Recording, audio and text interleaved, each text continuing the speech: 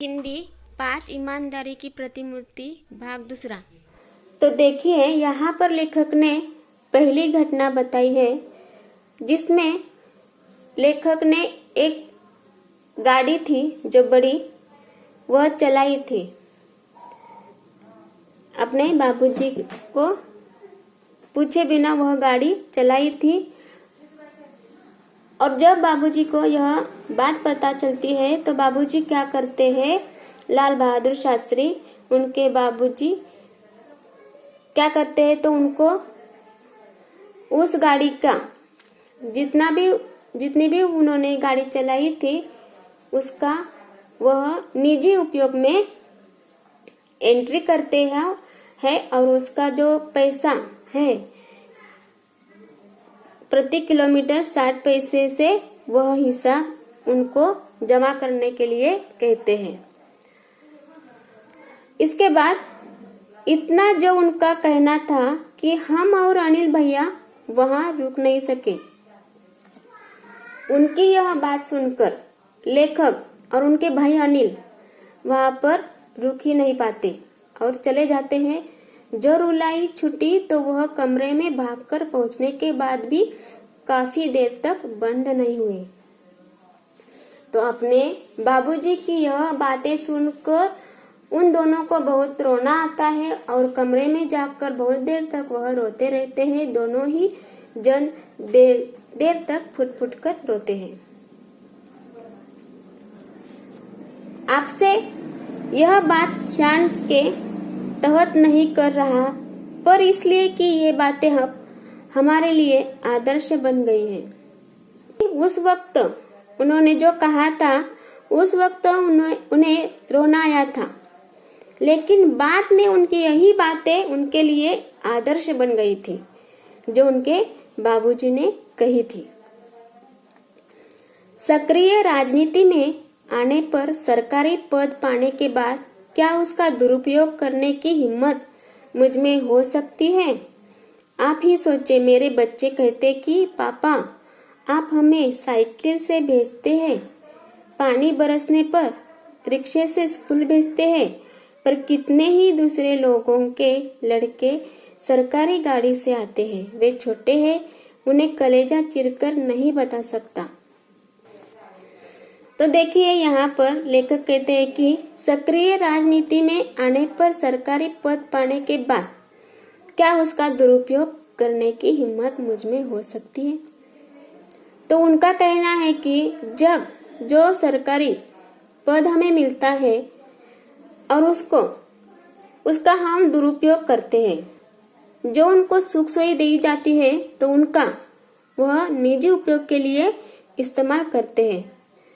तो आप ही सोचे, मेरे बच्चे कहते हैं कि पापा आप हमें साइकिल से भेजते हैं, पानी बरसने पर रिक्शे से स्कूल भेजते हैं, पर कितने ही दूसरे लोगों के लड़के सरकारी गाड़ी से आते हैं। तो उनके जो बच्चे थे उनको वे सवाल करते थे कि पापा सभी गाड़ी से आते हैं सरकारी, और हम क्यों साइकिल पर जाते हैं, रिक्शे से जाते हैं? तो लेखक कहते हैं कि वे छोटे हैं, उन्हें कलेजा चीरकर नहीं बता सकता। कलेजा मतलब लेखक कहते हैं कि उनको मैं कैसे समझाऊं, उनको कलेजा चीरकर कैसे बता सकता हूं, कैसे समझाऊं। समझाने की कोशिश करता हूं, जानता हूं मेरा यह समझाना कितना कठिन है, फिर भी समय होने पर कभी कभी अपनी गाड़ी से छोड़ देता हूं। अपना सरकारी ओहदा छोड़कर आया हूं और आपके साथ यह सब फिर जिक्र कर तनिक ताजा और नया महसूस करना चाहता हूं। कोशिश करता हूं नींव को पुनः संजोना संवारना कि मेरे मन का महल आज के इस तूफानी झंझावत में खड़ा रह सके। मतलब उनके पिताजी की जो यादें हैं, उनकी जो गुण है सच्चाई, ईमानदारी, तो वह यादें वह उजागर कर रहे हैं। हमारे साथ शेयर कर रहे हैं। तो याद आते हैं, आगे देखिए, याद आते हैं बचपन के वे हसीन दिन। उसके बाद लेखक ने यहाँ पर अगली घटना बताई है, उनके पिताजी की, बाबूजी की अगली घटना यहाँ पर बताई है। याद आते हैं बचपन के वे हसीन दिन, वे पल जो मैंने बाबूजी के साथ बिताए। वे अपना व्यक्तिगत कार्य मुझे सौंप देते थे और मैं कैसा गर्व अनुभव करता था।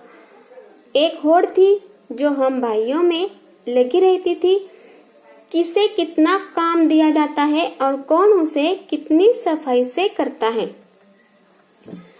तो यहाँ पर लेखक को उनके बचपन की यादें याद आती है, वो हसीन पल जो उन्होंने उनके बाबूजी के साथ बिताए थे और व्यक्तिगत काम मुझे सौंप देते थे। मतलब उनके बापूजी क्या करते थे, दोनों भाइयों को काम सौंप देते थे और यह पता करने की कोशिश करते थे कि इनमें से कौन अच्छा करेगा। दोनों भाइयों में क्या लगा रहता था कि एक होड़, मतलब एक स्पर्धा होती थी कि कौन कितना अच्छा काम करेगा।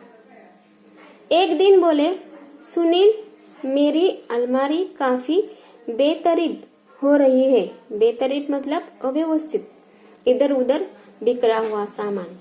तो एक दिन बोले, उनके बाबूजी एक दिन कहते हैं कि लेखक से, सुनील मेरी अलमारी काफी बेतरतीब हो रही है, तुम उसे ठीक कर दो और कमरा भी ठीक कर देना।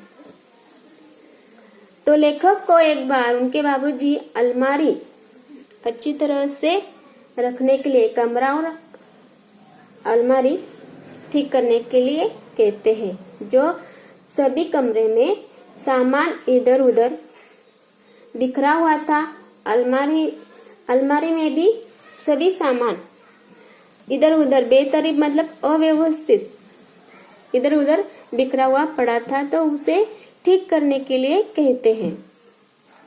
मैंने स्कूल से लौटकर वह सब कर डाला। दूसरे दिन मैं स्कूल जाने के लिए तैयार हो रहा था कि बाबूजी ने मुझे बुलाया, पूछा, तुमने सब कुछ बहुत ठीक कर दिया। मैं बहुत खुश हूँ, पर वे मेरे कुर्ते कहाँ हैं? लेखक को बाबूजी ने एक काम सौंपा था, उनके कमरे की सफाई करना। तो लेखक उनके कमरे की अच्छी तरह से सफाई करते हैं। तो उसे देखकर उनके बाबूजी कहते हैं कि तुमने मेरे स्कूल की अच्छी तरह सफाई की है, ठीक ठाक कर दिया है, तुमने अच्छी तरह से मेरा कमरा ठीक कर दिया है, तो इसकी वजह से मैं बहुत ही खुश हूँ। तो उसके बाद लेखक उनसे बोलते हैं, कहते हैं कि वे कुर्ते भला कोई यहाँ से फट रहा था, कोई वहां से, वे सब मैंने अम्मा को दे दिए हैं। तो जब लेखक उनका कमरा ठीक करते हैं तब वहां पर कुछ कुर्ते होते हैं उनके बाबूजी के। तो उन कुर्तों के बारे में बाबूजी उनसे पूछते हैं कि वह तुमने कहाँ रखे? तो लेखक कहते हैं कि वे तो बहुत पुराने हो चुके थे, फटे हुए, तो मैंने क्या किया कि अम्मा को दे दिए। उन्होंने पूछा, यह कौन सा महीना चल रहा है? मैंने जवाब दिया, अक्टूबर का अंतिम सप्ताह। उन्होंने आगे जोड़ा, अब नवंबर आएगा, जाड़े के दिन होंगे, तब ये सब काम आएंगे, ऊपर से कोट पहन लूंगा। जब लेखक कहते हैं कि बाबूजी के सब जो कुर्ते थे वह फटे हुए थे, इसलिए वह अम्मा को दे देते हैं, तो बाबूजी कहते हैं कि यह कौन सा महीना है, अब तो ठंडी के दिन आ रहे हैं, तो हम क्या करेंगे, ये कुर्ते अंदर से पहनेंगे और इसके ऊपर हम क्या पहनेंगे, तो कोट पहनेंगे। अक्टूबर का अंतिम सप्ताह, अब नवंबर आएगा, जाड़े के दिन होंगे, ठंडी के दिन होंगे, जाड़े के दिन होंगे, तब ये सब काम आएंगे, तब ये सब कुर्ते काम आएंगे। ऊपर से है कोट पहन लूंगा। तो ऊपर से वह क्या पहनने वाले थे, कोट पहनने वाले थे। उससे क्या होगा कि जो फटे हुए कुर्ते हैं वह दिखाई नहीं देंगे। मैं देखता रह गया। क्या कह रहे हैं बाबूजी? ये कहते जा रहे थे सब खादी के कपड़े हैं, ये सब खादी के कपड़े हैं, बड़ी मेहनत से बनाए हैं बिनने वालों ने। इसका एक एक सूत काम आना चाहिए। तो उनसे बाबूजी क्या कहते हैं, तो यह जो है कुर्ते खादी के हैं और खादी के कपड़ों में बहुत ही मेहनत होती है और उसे एक एक सूत काम आना चाहिए। तो उसका एक एक सूत हमें उपयोग करना चाहिए। यही नहीं, मुझे याद है मैंने बाबूजी के कपड़ों की तरफ ध्यान देना शुरू किया था। तब से लेकर क्या करते थे, बाबूजी के, उनके पिताजी के कपड़ों पर ध्यान रखना उन्होंने शुरू किया था। क्या पहनते हैं, किस किफायत से रहते हैं, मैंने देखा था। उसके बाद लेखक उनकी तरफ ध्यान देने लगे कि वह कैसे कपड़े पहनते हैं। तब एक बार उन्होंने अम्मा को फटा हुआ कुर्ता देते हुए कहा था, इनके रुमाल बना दो। एक बार वह क्या करते हैं, उनके बाबूजी अम्मा को कहते हैं कि यह कुर्ता है जो फटा हुआ है, तो इसका आप क्या कीजिए, रुमाल बना दीजिए। तो बाबूजी का एक तरीका था जो अपने आप आकर्षित करता था। वे अगर सीधे से कहते, सुनील तुम्हें खादी से प्यार करना चाहिए, तो शायद वह बात कभी भी मेरे मन में घर नहीं करती। पर बात कहने के साथ साथ उनके अपने व्यक्तित्व का आकर्षण था जो अपने में सामने वाले को बांध लेता था। वह स्वतः उन पर अपना सब कुछ निछावर करने पर उतारू हो जाता था। यहाँ पर लेखक उनके बाबूजी के बारे में कहते हैं कि अगर उनके बाबूजी सीधे से कहते कि सुनील तुम्हें खादी से प्यार करना चाहिए, तो वह लेखक के समझ में कभी भी नहीं आता। इसलिए वह क्या करते हैं कि वह बात कभी भी मेरे मन में घर नहीं करती, उनके समझ में नहीं आती। पर बात कहने के साथ साथ उनके अपने व्यक्तित्व का आकर्षण था। मतलब इस तरह से बाबूजी उनको बताते थे, खादी के कपड़ों का महत्व उन्होंने बताया था इस घटना के माध्यम से, जो लेखक को पूरी तरह से समझ में आया था। जो अपने में सामने वाले को बांध लेता था, उनका व्यक्तित्व जो आकर्षित करने वाला था, उनके कहने का ढंग, उनकी जो अपने में सामने वालों को बांध लेता था, वह स्वतः उन पर अपना सब कुछ निछावर करने पर उतारू हो जाता था। तो यहाँ पर उनके बापूजी का व्यक्तित्व यहाँ पर उन्होंने बताया कि समझाने का जो ढंग था उनका, वह यहाँ पर उन्होंने बताया है। अम्मा बताती है, हमारी शादी में चढ़ावे के नाम पर सिर्फ 5 ग्राम सोने के गहने आए थे।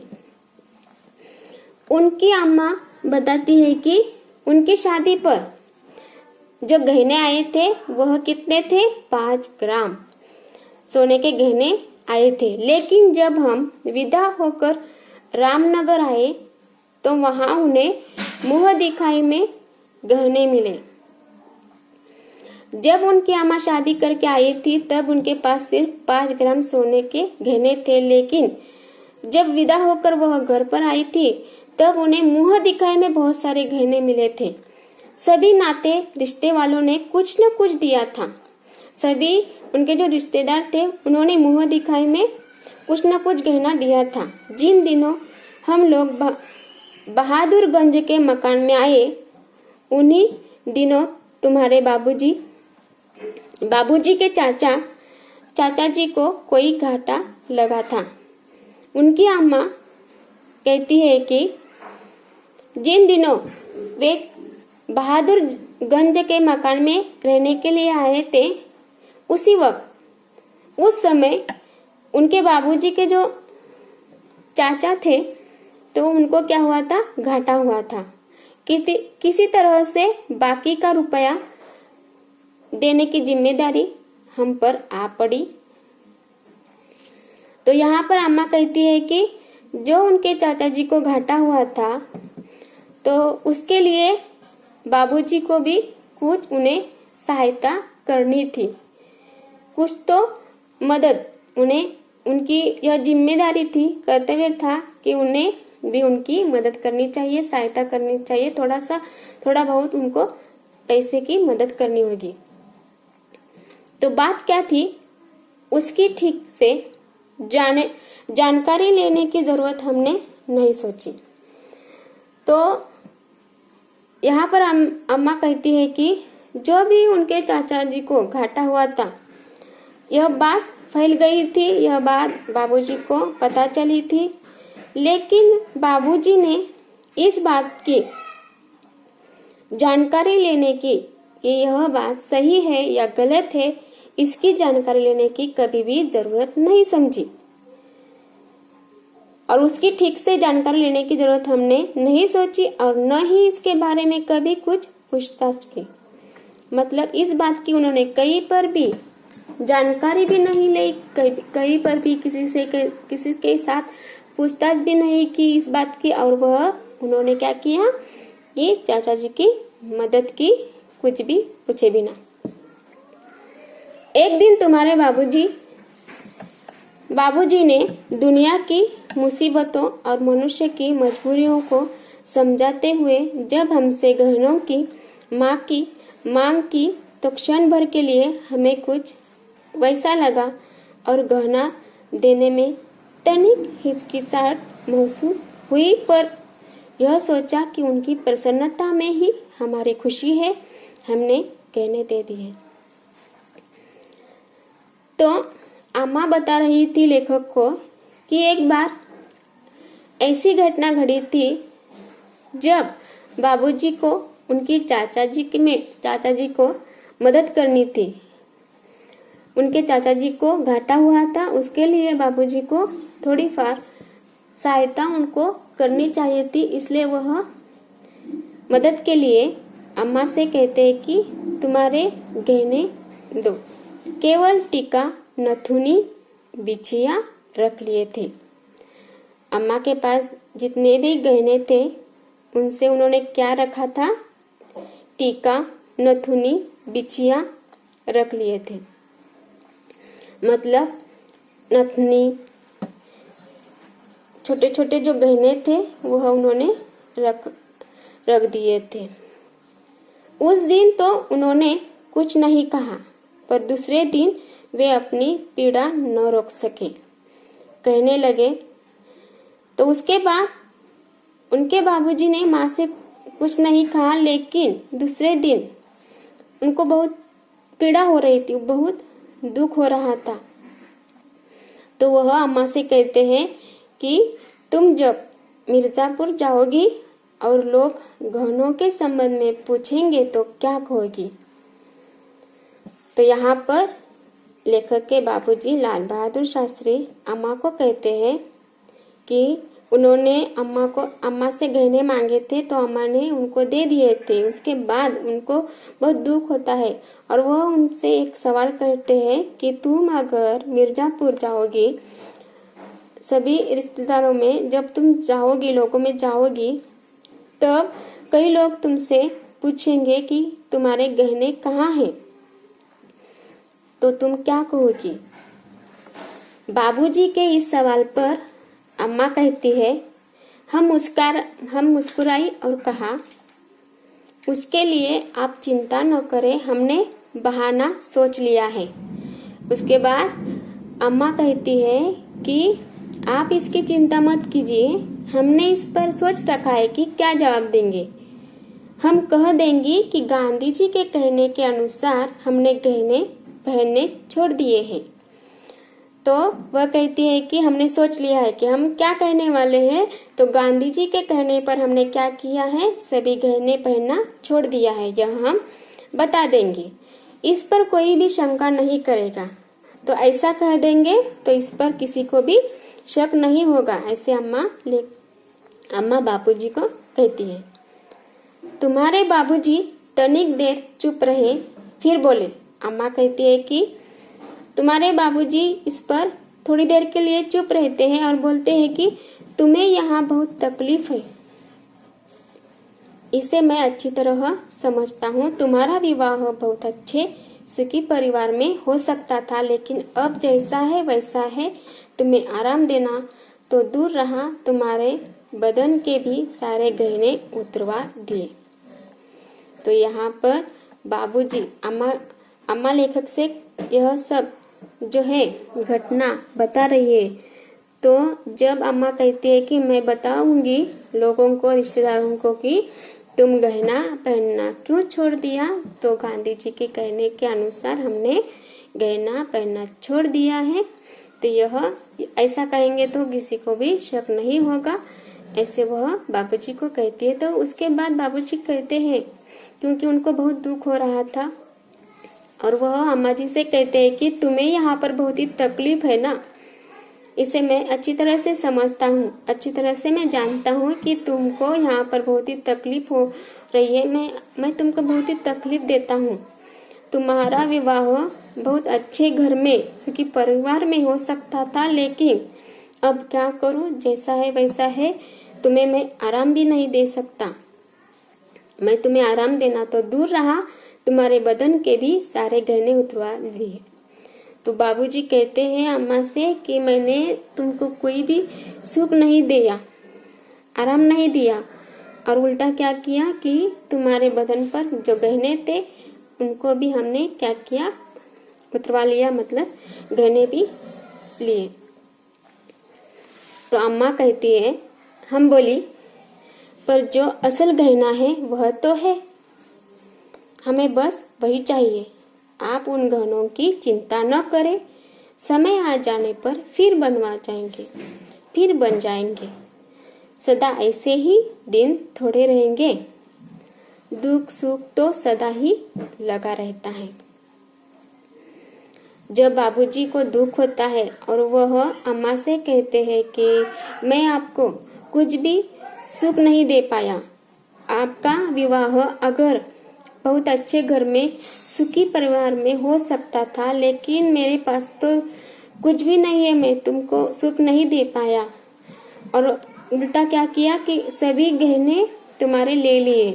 उसके बाद अम्मा उनको जवाब देती है कि पर जो असल गहना है वह तो है, मतलब वह कहती है कि असल गहना क्या है, आप मेरे साथ है, वही मेरे लिए असली गहना वही है, हमें बस वही चाहिए। तो अम्मा कहती है कि बस हमें वही चाहिए, आप हमारे साथ रहे, बस यही मेरे लिए एक गहना है, सबसे ज्यादा महत्वपूर्ण गहना है, आप उन गहनों की चिंता न करो।